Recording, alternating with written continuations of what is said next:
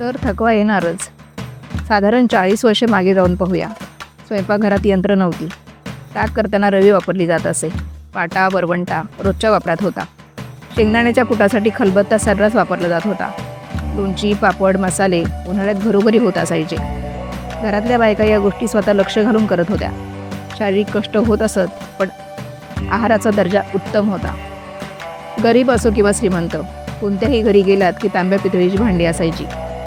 खाली मांडी घालून जेवायला बसत असायचे.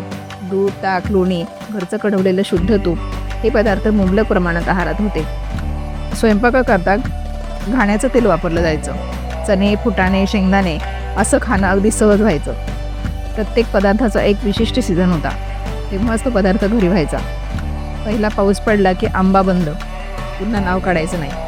कैऱ्या बोरं आवळे करवंद जांभळं चिंचा ही फळं भरपूर खाल्ली जात होती. आताची मुलं ही फळं किती खातात बरं. कपडे हाताने घासावे धुवावे लागायचे. प्रत्येकजण आपले कपडे स्वतः धुत असे. ही सवय घराघरात होती. माणसं शक्यतो पायी चालत सायकल वापरत.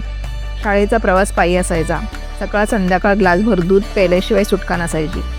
कितीही कंटाळा आला तरी तिन्ही संध्येला रामरक्षा भीमरूपी असायचंच. जेवणही रात्री 8च्या सुमारास उरकलेली असायची. आत्ताही जेवणं रात्री 8 वाजता होतात, पण टीव्हीवर पाताळयंत्री बायकांच्या सिरियल्स पाहत पाहत रात्री अंगणात किंवा गच्चीवर मुलं एकत्र झोपायचे. या सगळ्या आयुष्यात आराम असा नव्हताच, पण आनंद मात्र भरपूर होता. एकमेकांना देण्यासाठी माणसांकडे पैसा नव्हता, पण वेळ मात्र भरपूर होता. आता आपल्याकडे वेळच नाही, स्वतःसाठी आणि इतरांसाठीही. आयुष्य आत्ता इतकं गतिमान नव्हतं, पुष्कळ संथ होतं. त्यामुळे थकवा नव्हता.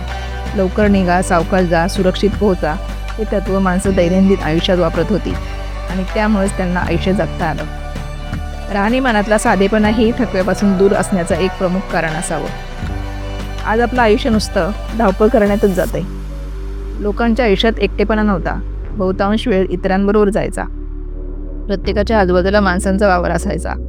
हेवे दावे रुसेफुगे होते, पण त्यातही स्पष्टता होती. कारण काही लपवालपवी करण्यासारखं नव्हतंच. बंद दारं नव्हती, दारांना कुलपं नव्हती. शेजारी एखादा पदार्थ केला की त्यातला वाटीभर घरी यायचा. त्यात प्रेमही होतं आणि रीतही होती. माणसं सांभाळण्याकडे एकूणच कल होता. मानसिक अशांतता नव्हती. चिंतेचे भुंगे नव्हते. रात्री शांत झोप लागू शकत होती. भरपूर मित्रमंडळी स्नेहसोबती शेजारी यांच्या सहवासात कठीण परिस्थिती पचवण्याचं बळ अंगी यायचं. धीर वाटायचा.